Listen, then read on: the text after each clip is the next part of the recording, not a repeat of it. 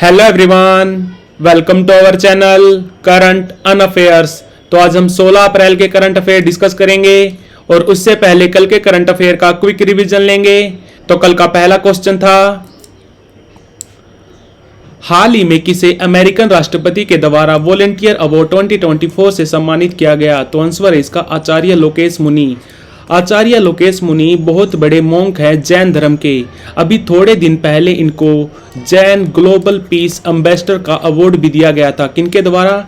हमारे external affair minister S Jaishankar द्वारा। हाल ही में कौन सा देश मोस्ट क्रिमिनल कंट्रीज की लिस्ट में पहले नंबर पर रहा? तो ये रहा वेनेजुएला।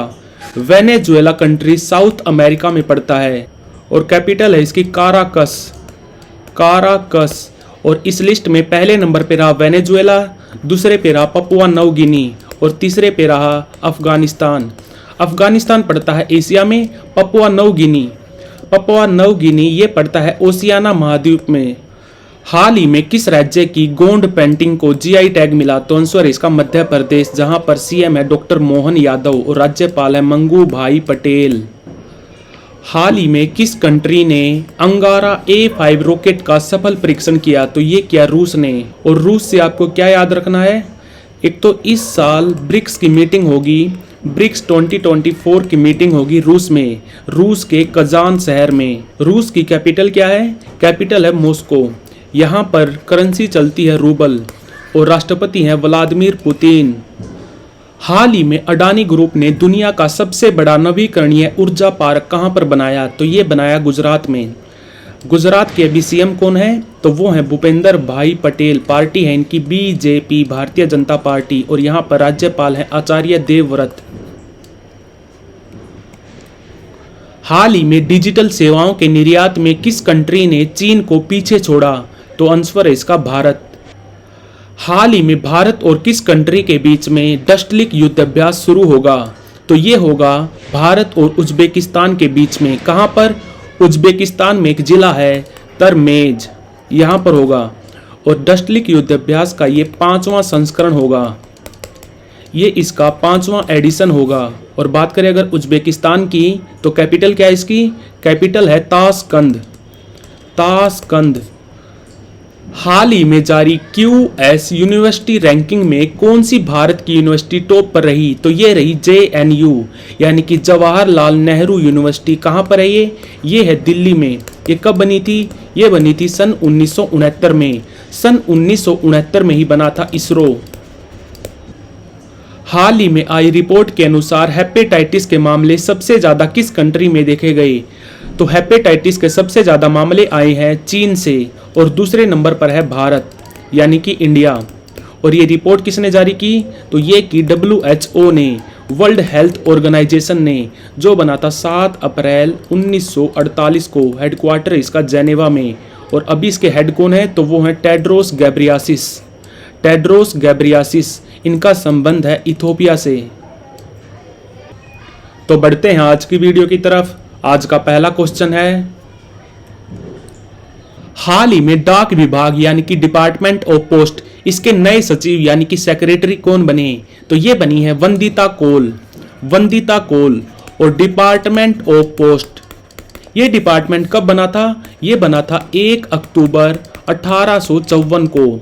और ये डिपार्टमेंट हमारी मिनिस्ट्री ऑफ कम्युनिकेशन के अंडर काम करता है, जिसके अभी कैबिनेट मंत्री हैं अश्विनी वैष्णव। और अगर आपसे पूछे father of modern postal system कौन है? तो वो थे रॉबर्ट क्लाइव। तो आंसर है इसका वंदिता कोल। हमारे डाक विभाग की नई सचिव बनी है वंदिता कोल। और हरिंदर सिंह, ये अभी थोड़े दिन पहले महिला हॉकी टीम के नए कोच बने हैं। और प्रभा वर्मा को इस साल सरस्वती सम्मान दिया गया। इनकी नोवेल का नाम क्या था? नोवेल का भी नाम याद रखना, रोद्रा सात्विकम। हाल ही में वर्ल्ड क्वांटम डे कब मनाया गया? तो इसको मनाते हैं हम हर साल 14 अप्रैल को। वर्ल्ड क्वांटम डे ये पहली बार मनाया गया था साल 2022 में। ये दिन क्वांटम साइंस के बारे में अवेयरनेस बढ़ाने के लिए मनाया जाता है और एक याद रखना आपको 15 अप्रैल को मनाते हैं हम world art day. World art day Hindi में बोलते हैं विश्व कला दिवस। ये डे क्यों मनाया जाता है?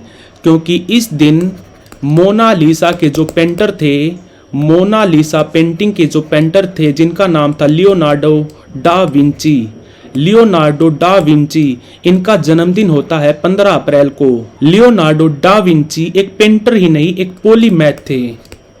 पॉलीमैथ किनको बोलते हैं? पॉलीमैथ उन लोगों को बोला जाता है जिनको बहुत सारी फील्ड की नॉलेज होती है। लियोनार्डो डा विंची पेंटर होने के अलावा एक इंजीनियर, एक आर्किटेक्ट और एक साइंटिस्ट भी थे। इनका संबंध था इटली से। तो वर्ल्ड क्वांटम डे ये मनाते हैं हम हर साल 14 अप्रैल को। पहली बार मनाया गया था साल 2022 में। हाल ही में अंतरिक्ष पर्यटन पर जाने वाले पहले भारतीय पायलट कौन बने? तो ये बने हैं गोपी थोटाकुरा। गोपी थोटाकुरा। जेफ बेजोस जिनकी अमेज़न कंपनी है, उनकी एक स्पेस कंपनी भी है जिसका नाम है ब्लू ओरिजिन। ब्लू ओरिजिन के मिशन में सेलेक्ट होने वाले एकमात्र भारतीय बने हैं गोपी थोटाकुरा।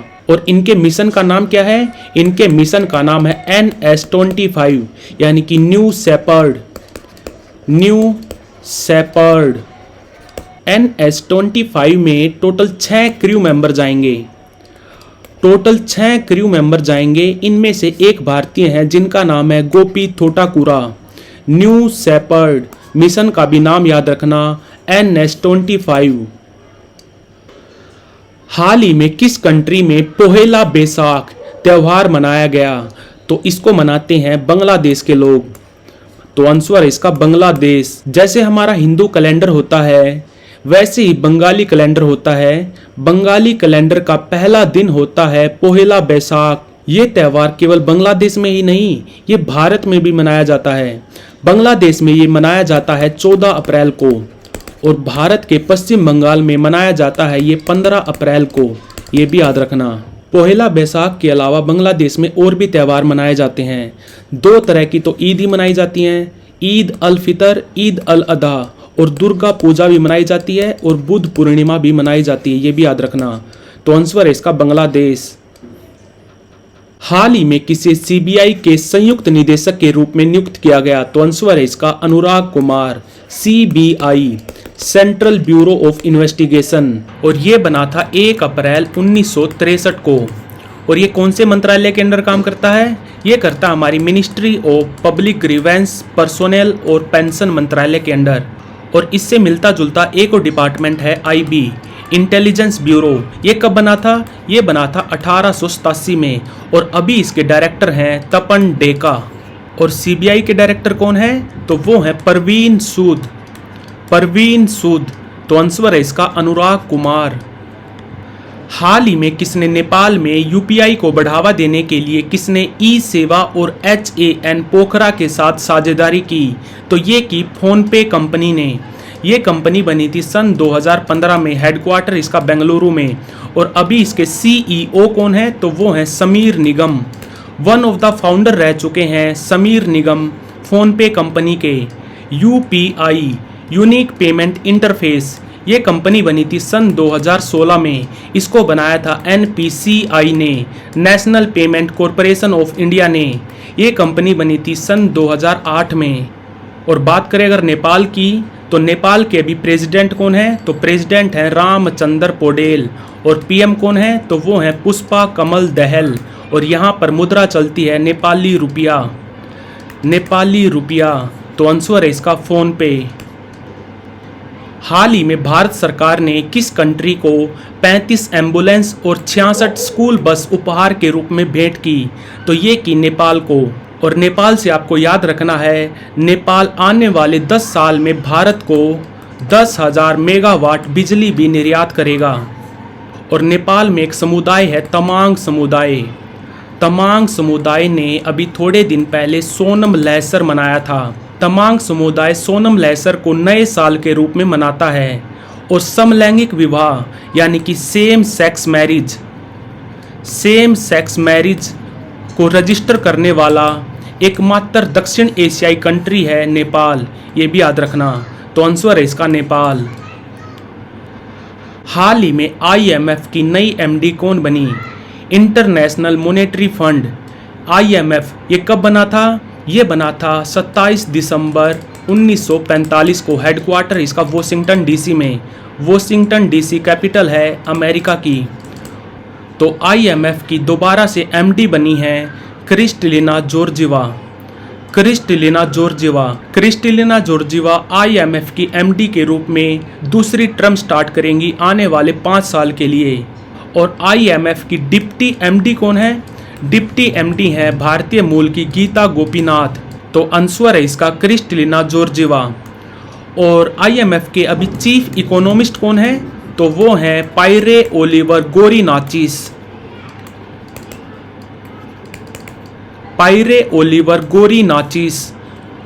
हाल ही में राष्ट्रीय न्यायिक अकादमी के नए प्रमुख कौन बने हैं? यानी कि नेशनल जुडिशल अकेडमी के नए हेड कौन बने हैं? तो ये बने हैं जस्टिस अनिरुद्ध बोस।